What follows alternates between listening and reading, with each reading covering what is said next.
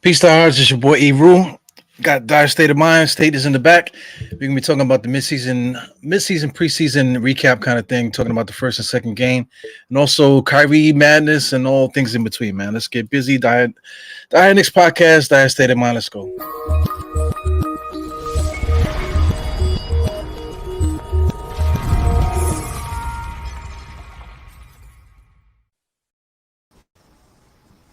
Let me get rid of this. What's up, State? Hey, what's up, bro? Chilling, I'm o- chilling. I'm over here reading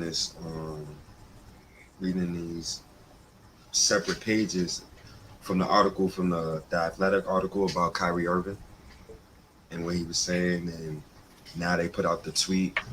I call it damage control because I guess he was getting so much heat, and then you got guys like Ted Cruz, promoting you on Twitter, and he's a part of the MAGA clan, and it's ironic because he's vaccinated. He's telling Kyrie, like, hey, edging Kyrie on. So it's ridiculous to me what's going on over there. Yeah, man. It can't be understated too that how bad it would be if he was a Nick. You know, Mm. Yeah, they kind of just and they kind of just letting it go. Nobody's really saying nothing. so let's take a like a rewind, like let's take a walk back in the memory lane. So we don't sign Kyrie and Katie, and we get clowned everywhere, right? Everybody, we go on. Everybody's recording a separate podcast. I'm listening to everybody podcast. A lot of people was disappointed. A lot of people didn't want Kyrie, and then it's crazy how years later it worked out for the best. Because now we got Kemba Walker, who's not a locker room cancer, and who is vaccinated, and we got Julius Randle. We got clout for signing Julius Randle. Matter of fact, I remember when Max Kellerman had the Frank Ntilikina jersey, and he's like this, take it, Stephen A. Smith, and he threw it to him. And Yeah. I remember that, and I was sitting there, I was on my couch, I'm like, I was salty. But now that I think about it, I'm like, hey, everything happens for a reason. God got a plan. But how dirty does everybody have to get when they talk about us, man? Somebody posted like a Rachel Nichols video, like not too that from like years ago when she was just going crazy. She had us with the paper bags on her head, and she was like, "Oh, talking like this, oh my god!" Like it's so funny to talk badly about us. You know what I'm saying? And then like stuff like this is happening with Philly. It's kind of like they're talking about it, but it's just not with the viciousness that they talk about it when they talk about us. It just drives me crazy, man. And was really what makes it really bad about this is like you come on selfish. Now let's remove the moral part out of this, right? So, all right, you have a right. You have that right to not take the vaccine. And like we said this plenty of times. Like you got that right. Like I think people gotta say that before you say how you feel about the situation, because then they're gonna be like, oh well, you don't care about how I feel. Well, I kind of do care about how you feel, and I understand upon why you don't take it. But like what Malika Andrews said, yo, you got a locker room full of teammates, right? Um, Fans who work 9 to 5, they paying like $400 a ticket. I already told you about the cheeseburger in Madison Square Garden. I'm gonna look for that cheeseburger opening night too. I'm gonna look for that cheeseburger. By the Yeah, way, I'm gonna buy you that cheeseburger, man. How about that? Cheeseburgers on me. I'm dead serious going look for that cheeseburger. But you got Malika Andrews. She talking about a locker room. You got fans who's working at 9 to 5. They paying $300 a ticket. They're not a millionaire like you, and you know people who's at home who want to actually watch you play. You got the younger generation, the older generation. So it's crazy. Like it come off basically as selfish. And last thing, people got families to feed, so everybody got a choice to make, right? Well, MFA, you don't want to take the vaccine, then MFA, you don't want to play.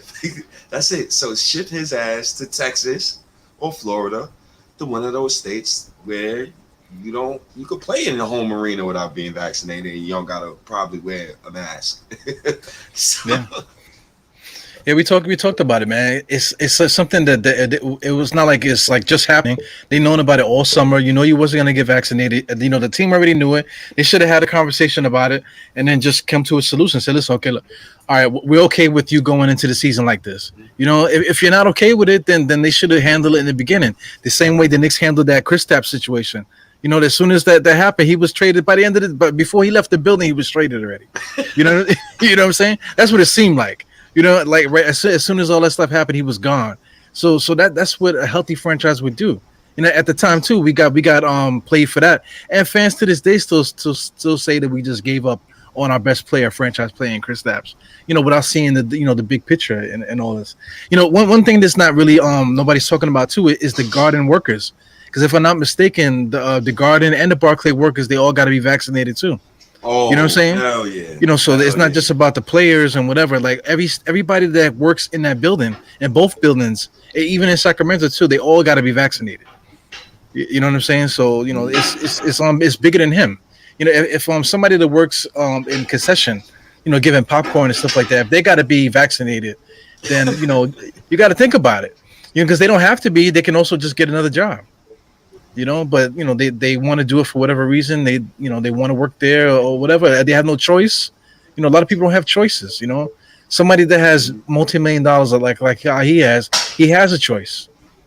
You know what I'm saying? Yep. But here's the thing, like I think he kind of made his choice, and I really applaud Sean Marks for like banning him from being with the team until he's vaccinated, because you're putting your teammates at risk. And Yeah. now the Nets are in a bind because you traded Nets. The Nets don't have a first round pick they could trade until 2028. You traded. Oh God, Jesus! You traded all your first round picks. You got James Harden. You got Kevin Durant. You got Kyrie Irving. If Kyrie, if Kyrie does not play this season, and it's looking like he won't play in the Nets uniform because that no non-vaccinated garbage, that non-vaccinated stuff is not going anywhere.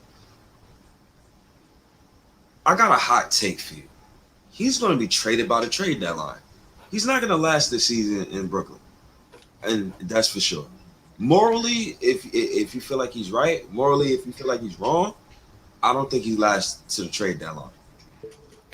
You want to hear another hot take? They, Mm-hmm. they were they, I was reading some article there. They was talking about how Kyrie's like really good friends with the borough president and whatever. Keep forgetting the guy's name. The guy that used to be a police officer.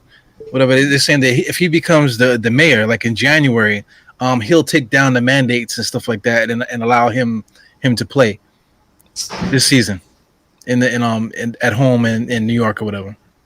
Yo, that that guy won't be the mayor. It's similar. Yo, New York. This the thing, Evil. Like, and I know we got a lot of people. Shout outs to Eric, man. Oh, yo, Eric, get better. I see you break your leg and all that, man. Get better. But you know, this is New York. This is not Tennessee. This ain't no Florida. This is the money capital. This is where a lot of money is made. You can't mess up the Nets bottom line. And that it is what it is. You gonna get it's just like State Property movie where Beanie Siegel was telling everybody, you get down or you lay down. That's it. It's no way around it. And you can't depend on the mayor. That guy won't be the mayor, I tell you that. It's like Dave C. You know, shout out to Eric BC said it first, and then add David C. said it right after. He said he likely will win. You know, according to the rest of the candidates and stuff, he probably will win. So I mean, something like that could be in play because he's the Brooklyn Borough president. He's like very chummy with Kyrie. You know, so I could see it. You know, one of his first things he does when he comes into office is lighten up the mandates. You know, around the city. You know, and then next thing you know, Kyrie's playing for the Nets. All right. So here's my rebuttal to that. Every every Jets player, every Giants player is vaccinated. Now, if I could get that, now I'm about to look that up. Now, if I could get that information, then I could probably kind of agree with that. because then there's leniency. But I don't. Well, they technically don't play in New York though. They play in New Jersey.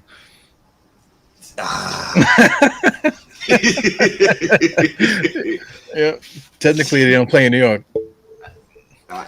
Wow.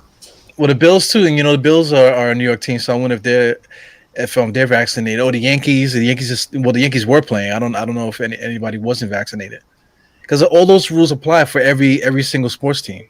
So I think I think every single player for the Yankees is vaccinated. Then.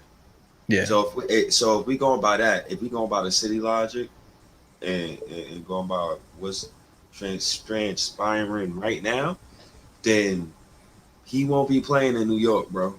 I'm telling even if Eric Adams was to be the mayor and he tried to pass some mass mandate leniency or something like that, they're gonna block that, bro. I'm telling this is New York. Like it's not gonna happen. I'm sure of it.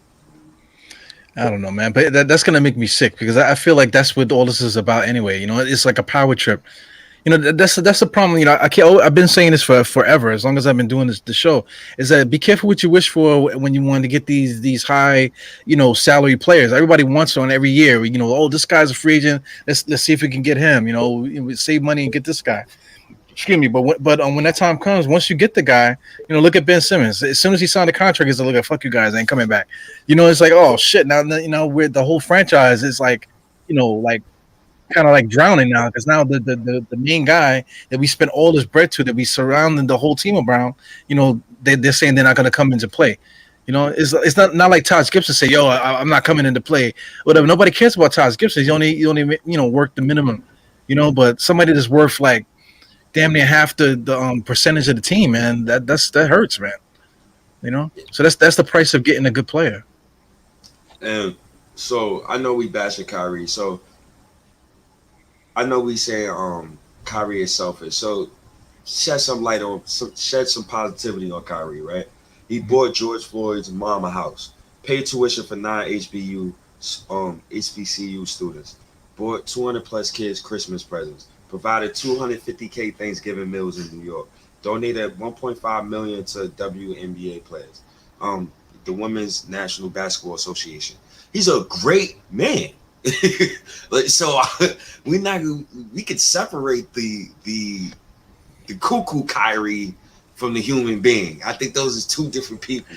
Yeah, but at the same time, at the same time, I think it was like last week I bought these two kids a chopped cheese. You know what I'm saying? So that's like the same thing.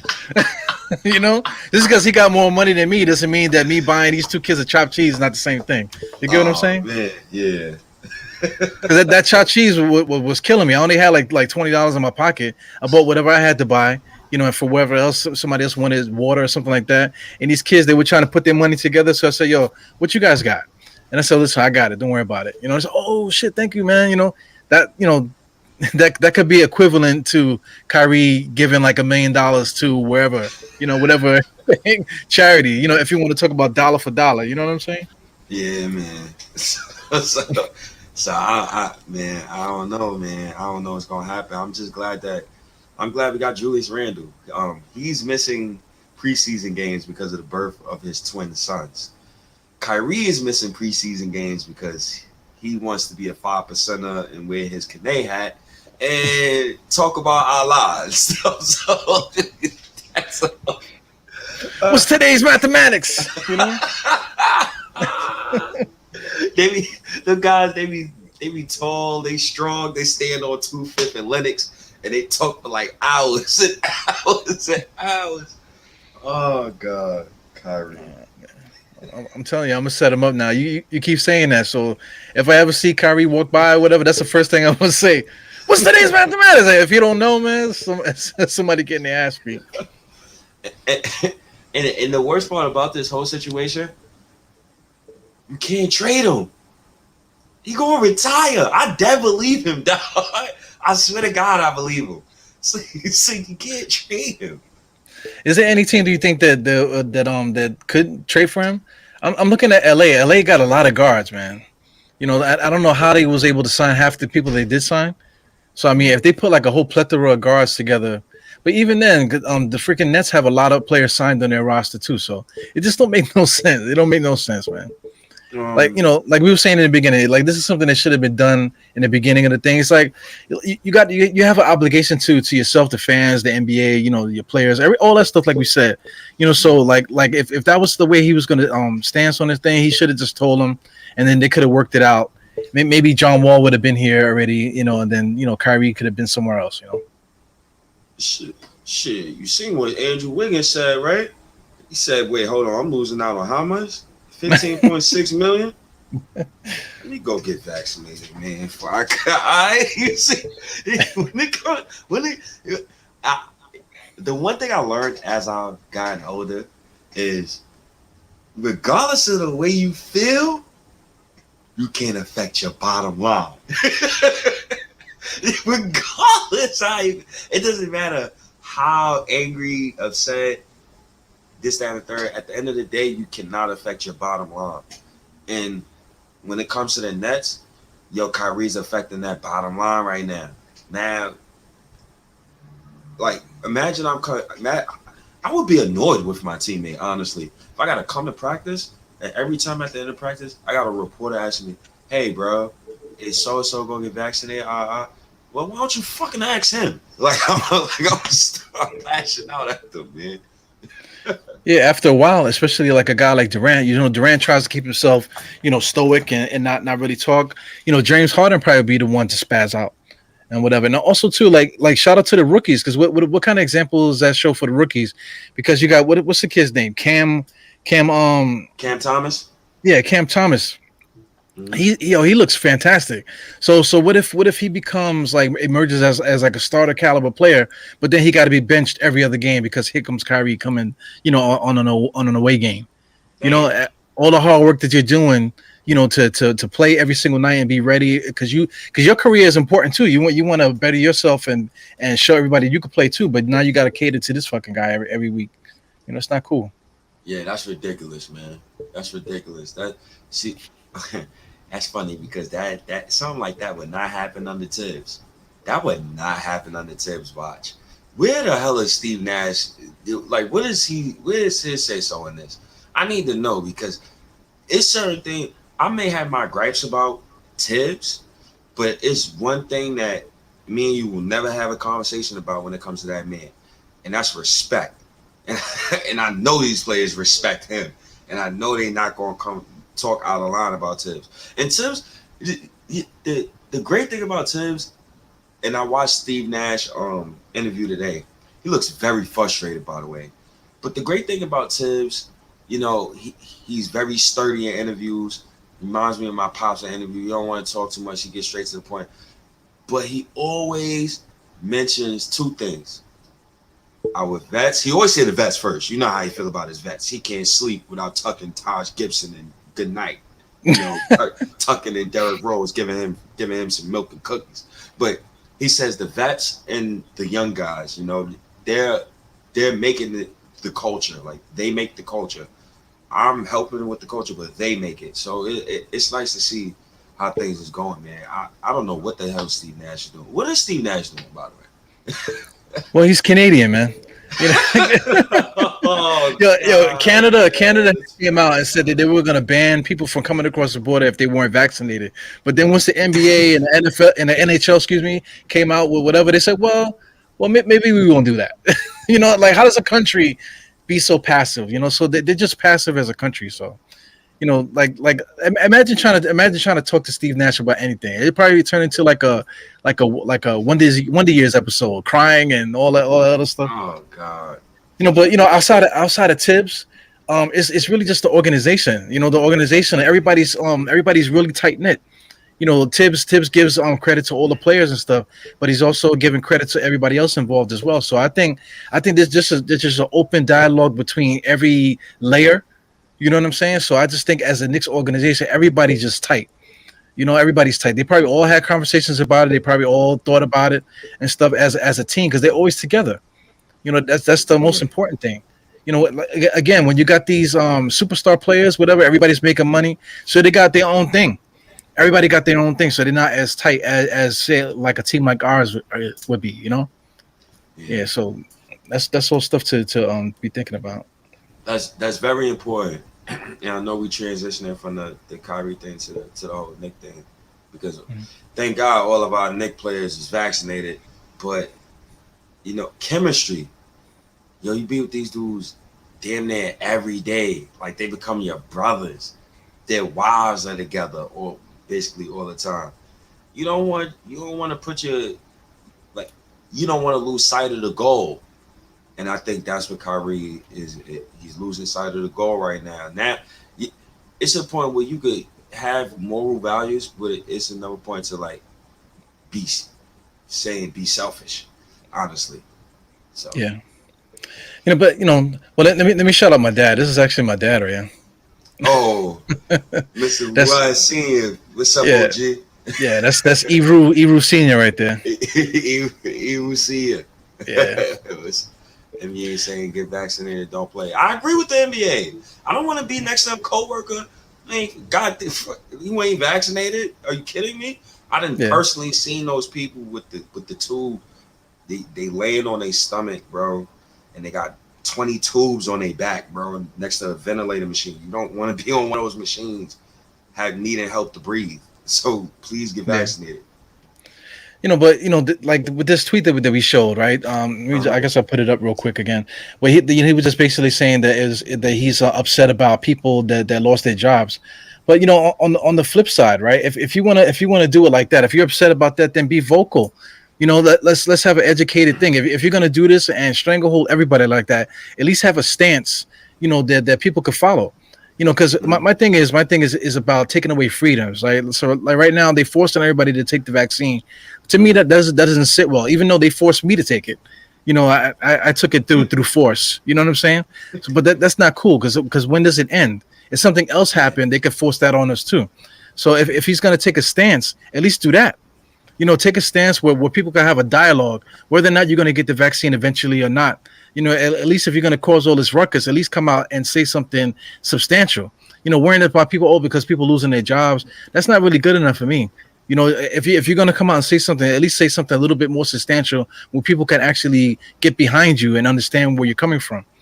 Because that to me that's the most important thing. These little freedoms, because I mean, not to bring 9/11 into this, right? But after 9/11, like they started doing the book bag check out of nowhere, saying, but now it's like 2021, they still checking book bags. You check, and we still taking our shoes off at the airport and all this other stuff. Nothing has changed from that.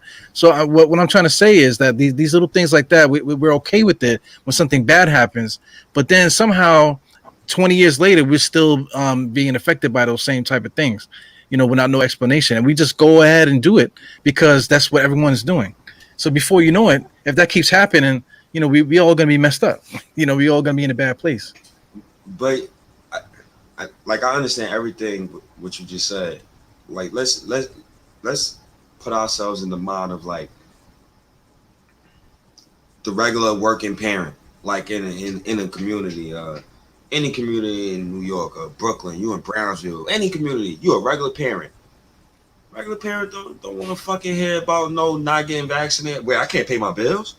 I'm going to get vaccinated. They don't. Yeah. The moral shit go out the window when you're trying to feed your kids at the end of the day. So everybody can have different reasons, man. But I use the sport. You can't get mad. What you want us to shut up and dribble? You see what I'm saying? Like you can't escape it. No matter like sports is a thin line between sports and like reality. You know what Yes. I'm saying? So they don't want, like, I don't want Kyrie to be the face of nothing. I don't want any of these sports guys to be the face of anything. But at the same time, when something happens, these guys are the first ones right there. They're the first ones on the front line for all this stuff. The reporters keep asking them these questions and stuff. So then they get put in there, and then now because they're put into it, now we got to talk about it. And it is important. It is important right now. But I guess we could start segueing into the Knicks stuff. I guess we got Mr. State. So like I said, I guess we could start talking about the Knicks stuff. We will be talking about like the first Indiana game against Indiana, and then the second one with the Wizards. But My bad. Nah, it's cool. It's cool. Oh, gee, Nah, that's what they're talking about. yeah, but I was saying that I guess we could segue into the Knicks stuff now. Nah, I mean, look, keep that comment there. This is funny, right? People want to pick it. People love picking and choosing. Not to really get off subject, but I guess we could get off subject a little bit. People love picking and choosing what they want to fight against and what they don't want to fight against. I'll give you a prime example. So John Gruden resigned yesterday, right? For emails he had 10 years ago. But here's the thing. Here's the kicker, though, dog. He didn't resign. He wasn't forced to resign because of his racial slurs towards black people. That wasn't and so I would love to go further, but I don't want to go down that road. But you understand what I'm saying, and people understand. We don't. Yeah, we can't go down that road because that's just the way things are. But that is a prime example. Yeah, absolutely. Yeah, I'm with you on that one. That is a prime example. Yeah, I'm with you on that one. Definitely. Well, that's crazy. It's crazy, man. Going into the Knicks though, I'm glad that we don't have to discuss this stupid virus about my Knicks players because they're all vaccinated. And while I'm doing this live stream with you, I'm actually looking at the preseason game again. And I loved what I seen from the first two games, man. Tell me what you've seen from the last game, and then I'm gonna give you a summary of what I've seen. Well, the last game, the only thing I was thinking about was Obi Toppin. I just wanted to see how he was going to react to it. So, like in the beginning, the same way, like Grimes. Remember Grimes? I was saying that he was hot garbage and this, that, and the other. But then, by the third game, he proved that now I'm a Grimes fan. You know what I'm saying? So that's Obi Toppin's his job is to make us believe that he can contribute to what's going on. So, right. From the beginning, the first half, he didn't really play all that, but he definitely plays extremely hard. You know what I'm saying? He was scoreless. Yeah. He had foul trouble. Yeah, I give him that. You know what I'm saying? But the second half, opened up a lot of stuff. But aside from that, like there was one defensive play where I forgot who it was, but he just he ran the whole length of the court to stop the fast break, and then just pulled up and made the guy miss. I don't think he blocked the shot, but for the simple fact that he risked life and limb running down to the other side to stop the break, and then he still ran down the court down there to fill in the lanes and stuff, man. So I mean, that's something that he's going to bring to us, and if he could play with that reckless abandon coming off the bench behind Julius Randle, then it's getting to the point now where we're going to have to start talking about how is the other team going to stop us. You know what I'm saying? Yeah, I love what you just said. Me and you, when we first watched Obi last season, I think for like 2 months, I think we crapped on him every time we recorded. Yeah. But it was rightfully so because he was really bad. He was damn near unplayable. So to watch him now, these first two games, is it me or is he protecting the rim? Is it just me or is he just so reckless on defense that he's willing to contest every shot? I don't know how many blocks he's got in these first two games. I'm actually about to look at the stats now. But he's been great at protecting the rim. Surprisingly, it's crazy. I think it's just him watching games, watching tape and stuff like that, because him running back and forth hard is one thing, but him running back and forth, with purpose is a whole nother situation. So I just think that's what it is. When him running back and forth, he's not just running like a crazy baby. That's how he used to say. He was walk like Bambi legs and stuff, but now he's walking with purpose and stuff. So I think the whole team is doing that. Just watching how Jericho Sims runs the floor. Taj Gibson's still running the floor. They're running the floor. They're going for steals without hacking. It's like a team defense. They're leading guys into spots, forcing guys to take shots that they want them to take. Without fouling, which is incredible, man. So I just think that it's coaching, and it's just guys settling into what they need to do out there. And I think, right now that was the weakest link to me. It was just Kevin Knox and Obi Toppin. We'll talk about Kevin Knox too, because both of them, it seemed like they both got it. They both got what Tibbs is trying to tell them. And like I said, the youngsters, the rookies coming in, they already got it. So we just needed to get that confirmation from those two young forwards. And now, like I said, now we're so good. I just don't know how you stop us now. I feel like we got a chance to beat everybody, as soon as the lights come on in the building, Yep.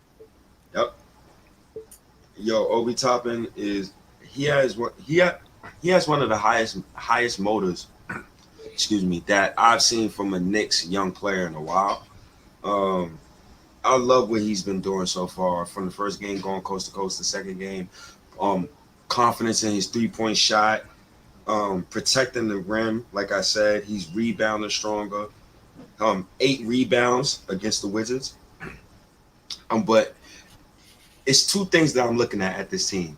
And one is how many players are in double figures? I think that's something that is something that I've been paying close attention to, right? So against the Wizards, we had 1, 2, 3, 4, 5, 6. We had 6 guys in double figures. I believe the first game, I want to make sure. I believe the first game we had 6 guys in double figures. But check out the rest of the players, though. Some of the guys had 8. A lot of the guys had 8, right? Yep. Hold on, let me make sure. Oh, yeah. So the first game, we had 1, 2, 3, 4, 5, 6, 7. 7 players in double figures. I like the offensive balance that this team is showing. And in the first game, Randle played. The second game, he didn't play. I want Randle. I just want him to give up the ball 2 seconds less. If you get what I'm saying, like I want to give up the ball 2 seconds less. You don't got to move. I don't want you to just don't think about it. Don't jab step. Just move. Just give up the ball. Because the offense was beautiful. I love some of the plays that I've seen. I've shared multiple plays on Instagram of some of the passing I've seen from these guys. Yeah, you're right, man. I think in the beginning, like that first game when Randall was playing, I just think that he went through like a small little maybe in the first quarter or so, where he just was like you said, he was just like in between dimensions or something. You get what I'm saying? Still with Bullock and Alfred. I know what you're talking about. So like he looked to the right and he was like he paused for a second. Said, "Oh wait, no, that's Kemba over there." You know what I'm saying? Oh wait, oh no, that's Fournier over there. And then as soon as that started to click. And then that's when you started seeing the great passing and stuff like that, man. So, yeah. So I think he's stuck in me. To me, I think he still don't believe it. This team is better now. Yo, it was funny. I think it was a play in the first quarter with Kemba. Kemba came off the screen and roll. And he pulled up for a mid-range jumper, but Randle, after the pick and roll, he was rolling to the rim to call for the ball. So when Kemba shot the mid-range jumper, he looked shocked. He looked like yeah, he was just like he did that Gary Payton shit like that. That Gary Payton like he did like that, Yeah. Oh man, but that's good, man. That's good. This team is deep, man. This team, 24 threes. The last time the Knicks. The highest, I think the Knicks record for most threes is 20. We made 24 threes in a preseason game and no Julius Randle playing. That is scary to me, brother. That's scary. Yo, last year we brought out a rookie, Emmanuel Quickly. We had RJ Barrett. We had, then shout out to Alfred Payton and all the guys that we had. This year we put in out Fournier. Fournier had a couple fast break threes so far. You know what I'm saying? And they were set plays. It wasn't just him being open. Like the guys stood back on defense and they just let Fournier spot up at 3 and hit the 3 in transition. You know what I'm saying? So we just have a different crew. Even guys like Taj Gibson. Taj Gibson was 1 for 2 in their first game. So basically every single player on the team is shooting threes except Sims. Mitch. Yeah, Mitch might shoot. We haven't seen Mitch yet, but Mitch said he might get unleashed. And then Noel's talking about he's gonna shoot threes too. So I'm gonna put it like this. The only reason Taj shoot threes is because I think he's a respectable free throw shooter. It's not because Taj is Tibbs' man's. If you get what I'm saying. Yeah. But Taj is confident when he shoots them. When he shoots them now, I think they're going in, honestly. Every time Evan Fournier shoots, I think it's going in. I think every time Barrett shoots, I think it's going in. Randle, it's gotten to the point where Quickly, Randle, everybody, man. Everybody is a shooter. Tibbs heard me this whole summer, dog. You heard me. Yeah. He heard. Go ahead. No, I believe you. I'm just laughing. He did hear you.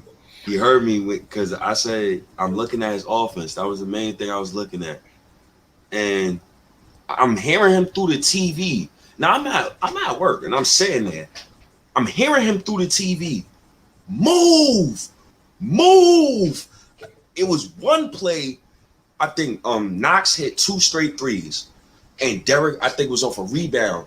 Derrick Rose didn't push the ball, but you can hear Tibbs saying, "Give it to Kev. Move the ball." I'm like, all right. So it was another play. Obi and Knox was playing, and I think Evan Fournier had it at the top of the key. He was dribbling, and this was the second game. He was dribbling. He had it at the top of the key, and Tibbs like, "Move," because Knox and Obi was just they was stationary. Then one man went across, went under the baseline. Knox moved. So I'm like, oh, all right, Tibbs is getting it. He's understanding. He finally gets it. He still runs some properties of the triangle, but he's getting it. I like what I see. I'm very impressed. I ain't even gonna lie. Yeah, we're doing a lot of movement on the offense, man. You know, what's funny about Tibbs is like you know, just always the case with him, man. That like I think it was shortly after the second half began, we were smacking them. There was like they had no energy, the freaking Wizards, whatever. Yeah. So you know, they call a timeout, and I'm thinking it's the Wizards that call a timeout. No, it was Tibbs, and then they show a picture of Tibbs, and Tibbs is like, you know, what are you mad at right now? We could be blowing out a team, and I think we were beating them at the time by like 24 or something like that at the time. And he's like pissed off, like we destroying this team in preseason. You know what I'm saying? That's the type of team that we are right now, man. Yeah, yeah. When the fuck did that happen? Yeah, I don't know. Tibbs is passionate. Like I could give him that. He's a passionate person. And if I was a player, I would. I don't know. For me personally, I would love a guy like Tibbs. I want to be held accountable. I want somebody who I know is going to put me in the best position to succeed. If I'm a young player, and I was drafted by Tibbs, I will love Tibbs like Emmanuel Quickly. Quickly is his adopted son. I'm convinced. I think as long as Tibbs is here, Quickly's going to be a Knick. But I like the way I like the way players talk about him. Every player talks about him glowingly. He just don't come across that way when he's coaching. Looks scary. Yeah, but you know, like when you see him get like in the interviews and stuff, he talks about everybody. He talks about everybody as if they're his son. You know, type of thing. He mentioned like that's one thing I want to give up about Tibbs. He's been very transparent in what he's trying to do with coaching wise. Even like philosophy and what they're trying to do offensively. He's saying everything. You know, they ask him a question, and he's just ranting. I never really seen the coach do that. But it's like he doesn't care about giving up secrets or whatever, because the work is going to put it, you know, the work that the team is putting in is going to put pressure on that team anyway to stop us as it is. So it's good stuff, man. You know, it's definitely great stuff with Tibbs here. So another stat that I want to give to you that, you know, I've been annoyed with the Knicks for the past 10 years actually. The assist stat. My brother. Carmelo Anthony is the Knicks assist leader for this decade. He hasn't suited up for the Knicks in almost 4 or 5 years. The best Knick point guard last decade was Jason Kidd, and he was 38 years old. Shout out to my main man Tony Douglas, though. Shout out to my man Tony Douglas. The assist numbers, right? We had 27 assists last game, and 1, 2, 3, 4, 5, 6, 7, 8, 9, 10. At least 10 players logged at least one assist. And Kemba Walker had a total. He had no, not Kemba Walker. Derrick Rose had 8 assists, and Kemba Walker had 4 assists. So that's 12 assists between our point guards. I love what I'm seeing from this team. I love the passing. The assist numbers was a huge issue for me. I had a huge problem with the Knicks when it came to hockey assists. And when it came to like finding the open man, finally somebody sees RJ Barrett in the corner and he doesn't clap for the ball. Thank God. It's nice, bro. I like the assist numbers. Love it. Yeah, definitely. Well, we don't got who out there. That's the reason why the assist numbers went up a lot. I'm trying, I'm trying to get to find that picture. Man, I can't get it. Yeah, but our man was legally blind and stuff. We had a bunch of like handicapped people on our roster last year. But it is what it is. Man. We definitely got better as a team, man. So everything that we did last year is going to be magnetized twice now. Double time. Mm-hmm. Most of our players is returning from last year, who was in the rotation, so it's chemistry there. Mm-hmm. Tibbs, hold on. See, and this is why Tibbs is really trying to get me to like this guy. He's a funny guy. You're a very funny person, Tibbs. I see what you're doing. So you play Obi 28 minutes, Taj 22, Kemba 21, Evan Fournier 25, Barrett 31. But the bench numbers is what I'm really looking at. Sims. Okay, we know Sims not going to play when Nerlens and Mitch is both healthy. We know that. But I'm just thinking as if Nerlens and Mitch was the center rotation, 22 minutes, 26 minutes. Kevin Knox played 20 minutes, so it's obvious that, a backup wing could get 20 minutes. Quickly played 20 minutes. Burks played 23 minutes. So, and Derrick Rose played 19 minutes. He's not going to never play Derrick Rose. We know he's going to play. Derrick Rose is going to get his minutes regardless. But what I'm getting at is he played at least 5 guys at least 18, 19 minutes. And that's something that I really would like to see. I didn't get to see that enough last season. Because we had some garbage players on the bench. No problem. Cool. Shout out to Dennis Smith Jr. too, by the way. Yeah. Yeah, he played pretty good the other day. What, he had 18 or something? 18 and 7? Ain't nothing new though, man. We've seen him do that so many times throughout the years, but that doesn't mean that he's a good player. It doesn't also same thing like with Sims. Sims had 14 rebounds the other day.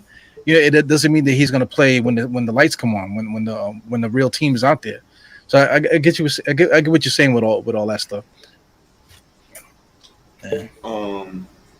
We attempted 52 threes, something that I would like to see.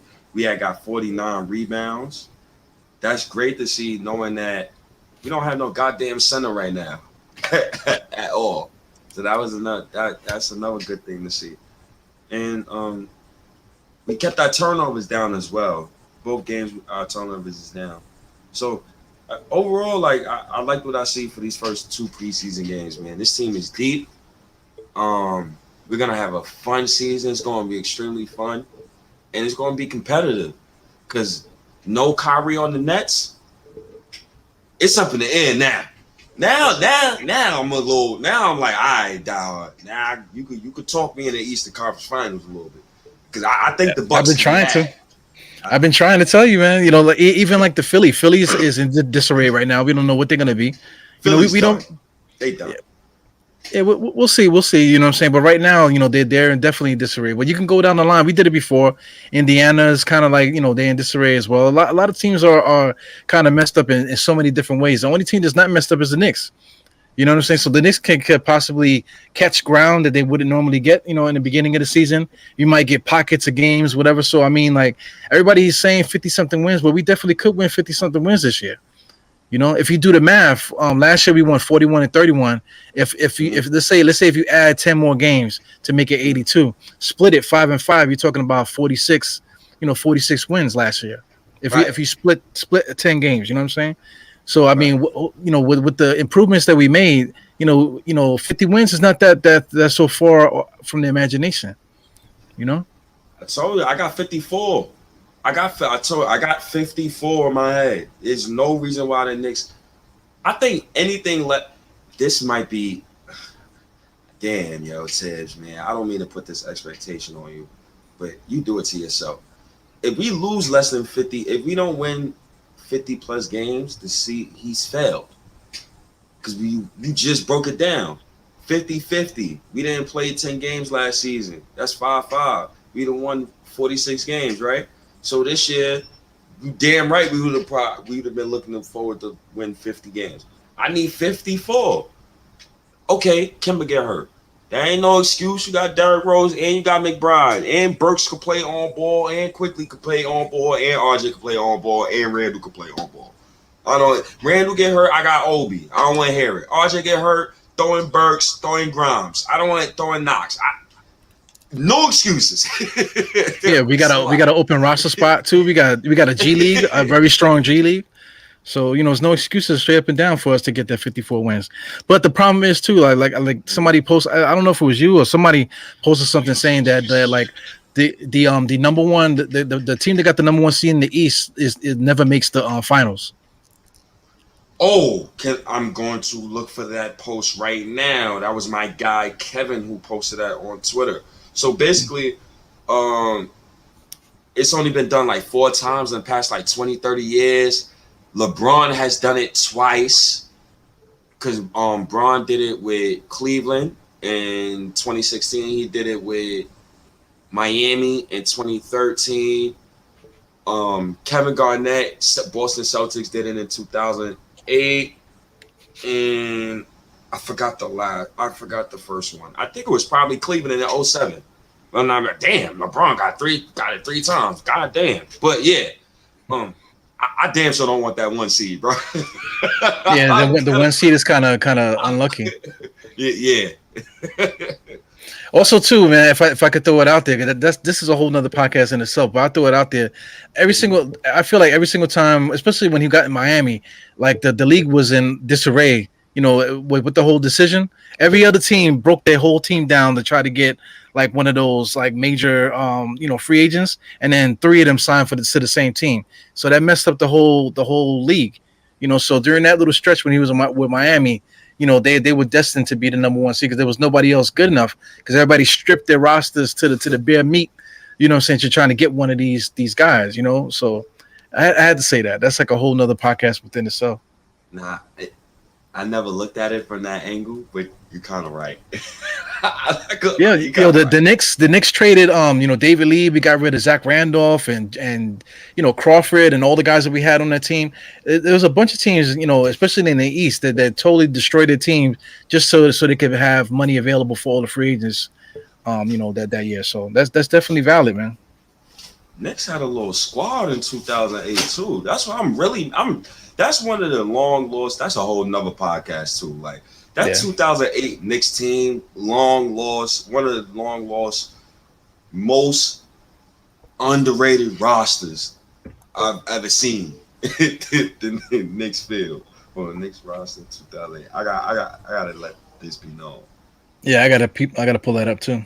So you got Zach Randolph, Al Harrington, Daniel Gallinari, Eddie Curry, Stephon Marbury, Wilson Chandler, Marty Collins, Clem Richardson, Chris Duhon, David Lee, Jamal Crawford. Bro, how? That's a lot of talent. Not for nothing. We had a lot of talent during the Isaiah years, man. We just had like a bunch of crazy dudes on that roster, on all those rosters. Eddie Curry was crazy. But the talent was there. We had like we never had like we were never short of talent. It just was like we just had a bunch of crazy guys together. Steve Francis was on the roster. Ooh. T-Mac was on some of them teams. Penny Hardaway. We had talent like crazy. Guys might have been on the end of their careers and stuff, but regardless of the fact, Mo Taylor, all these guys that had potential to be something, we just all had them all on the same team. It's crazy. I know you didn't bring up Tractor Trailer. No, not Tractor. That's not Tractor. That's Maurice Taylor. Oh, all right, love that. Yeah. Jerome James and him should be long lost brothers. They look like twins too. Yeah, they do. Yeah, Josh is always saying stop it, Eru. No matter what, man. You know, we got. I got to get Josh up on here one day, man. We could talk some shit. Still All Knicks right. fans too, man. Shout out to still Knicks fans hanging out with us. Yes, sir. Isaiah definitely knew talent. He just didn't know. That is a fact. That is a fact. Now we arguing that Knicks. Yo, the Knicks. Yo, Josh. So, honestly, the Knicks really did have talent. When I was growing up, we had talent, bro. We always had to play on a team that I knew of. Even when I was like 12 years old, we always had to play on a team that I knew of. I'm just mad that I had to watch as a 13, 14-year-old watch Stephon Marbury sit on the bench in business clothes. Yo, man, we have Fred Jones, Randolph Morris, the great one, Randolph Morris. You know, Malik Rose. Oh my God. Oh, Yeah, I God. mean, we had some strange teams back in during that time, man. But it is what it is, man. We all that had to happen just to get us to this point. Mhm. I mean, it happened for Golden State. It took Golden State like 25 years to get to this point, but it started with them draft. No, it started with them drafting. No, it started with them actually changing their owner. I believe their owner. I believe they got a new owner and a new president of basketball operations, and like everything just took off from there. Yeah. You know, they've been through a lot too, man. They had Chris Webber era. They had even before that the Run TMC era. You know, they had their little pieces of time. You know, Tim Hardaway Jr. was I'm not Tim Hardaway Jr. Tim Hardaway Sr. was there doing this thing for a little while. Spreewell era. You know, so they had a lot of little runs, but they didn't really win. You know, that whole time they were like trash. They were like always the bottom dwelling team up until basically Mark Jackson got there. You know. Nah, that's a fact. Now this is funny. Now, Joel, I think man, this is a whole other 20 minutes. I was about to get out of here, but now that he brought the cat out the hat. So as far as this healthcare fraud thing, I got a whole other type of take on that. Um, they wouldn't you wouldn't need to do healthcare fraud working in a business place like that, like working in the NBA, unless the NBA has set you and your family up for life. So what I mean by that is payment plans, pensions, stuff like that, healthcare plans, all of that stuff got to change. It happened with the NFL. This is why the NFL Player Association, they always had gripes with the NFL with the whole CTE thing. That is real. So I don't blame them. I ain't mad at them. I'm keep it. I'm gonna keep it 100. I ain't mad at them, bro. But real quick, dog. Go to the doctor or somewhere, get an X-ray, and see what that X-ray bill gonna come out to. You just get one side of your chest. Just get one side. Yeah, man, they got to do something, but at the same time, these guys are millionaires. See, the thing, I'm in the union too, man. So every time they talk about union stuff, union also, right? You like 11.99, Mm-hmm. right? So 11.99, yeah. yeah, whenever they talk about contract negotiations and stuff like that, like the top of the list is always money.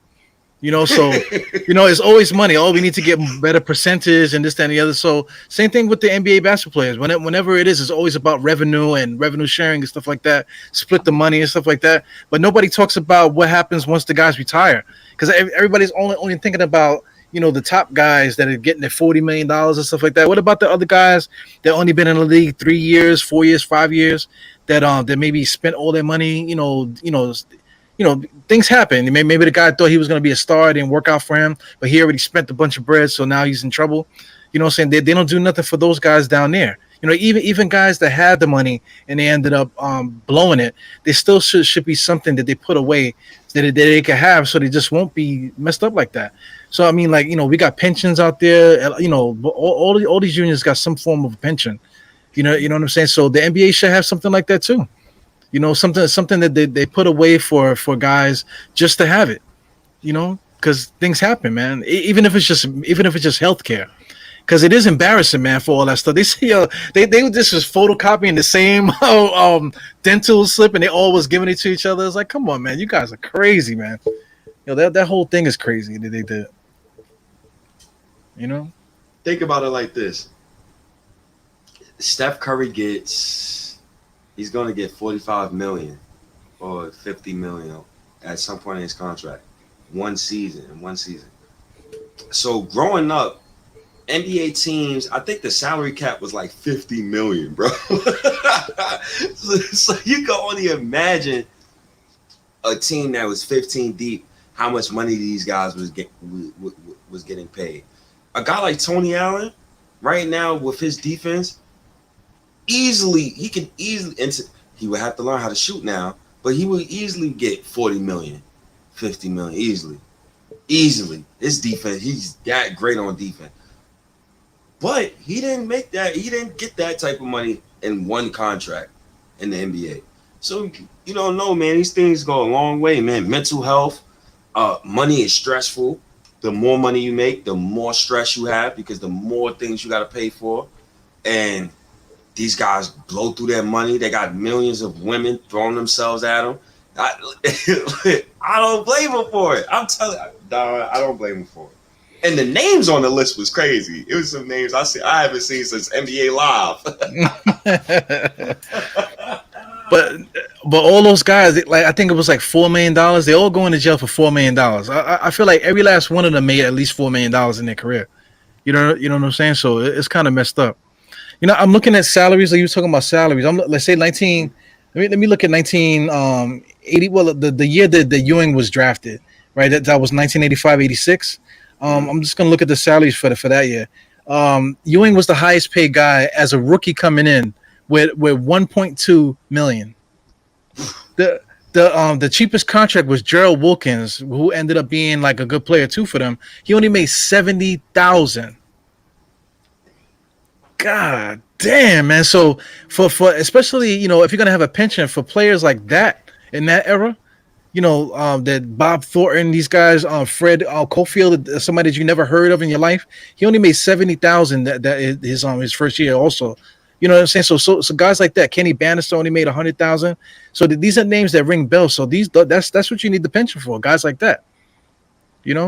So let's take it even further. I'm looking at the 1995 New York Knicks salaries, right? The team total payroll, take a guess. I want to say like 25 million or some wild shit like that. It's exactly 25 million. Damn. And the highest paid player on that team was Patrick Ewing. Guess who was the second highest paid? Oh, what year are you talking about? 95. I think it was like Tony Campbell or something like that, right? It was Charles Smith. Charles Smith? Oh my God.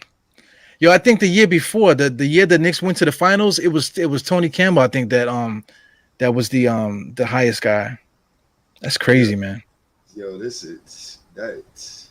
is crazy.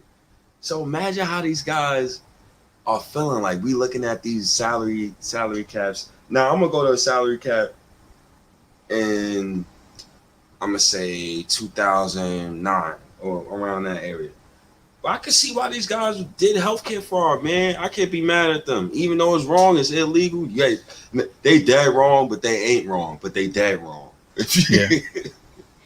Well, 1993, that's the year I'm thinking about. Patrick Ewing had 3 million. Ronaldo Blackman, who didn't even play much that year, had 1.5 mil. Like I said, Tony Campbell had 1.3. Then Charles Smith had 1.2. And then Greg Anthony was the next highest paid player. It's like, damn.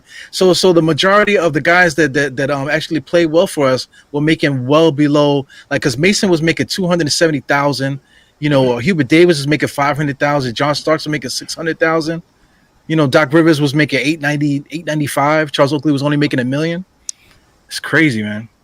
So let's take it even further. So the 2009-2010 New York Knicks. The team payroll was $85 million. You want to know who was the highest paid player on that roster? This is funny. I didn't even. This is funny. The names you about to hear. Go ahead. Nah, we about to bust out a whole another. We're going down another corridor here. Parallel universe, bro. Tracy McGrady is the highest paid player on this roster at $23 million. Second highest was Eddie Curry at $10 million. Al Harrington is third with $10 million. Katino Cat Mobley.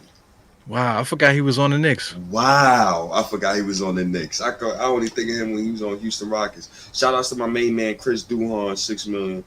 And we got David Lee. I remember Brian Cardinal. Wow. John. Yo, look at that roster, man. The top guys on that roster. You wonder why we was like cellar dweller teams back during that time. I was in the minority. I thought J.R. Giddens was going to be good. I was in the minority with that. I don't think so. That name rings a bell. J.R. Giddens. He was good in college. He was just trash when he came to the NBA. Yeah. Yeah, he went to where did he go? He went to New Mexico, Kansas and New Mexico. Yeah, that name rings a bell. We had a lot of guys like that, man. You know, throughout the years, plenty of guys. They were like, we thought they were going to be good, and then we just never seen them again. Yeah, we thought they were. Man, I'm good, bro. We got into everything though, I guess. Yeah, pretty much. When is the next Knicks game, by the way? Tomorrow. They play Detroit.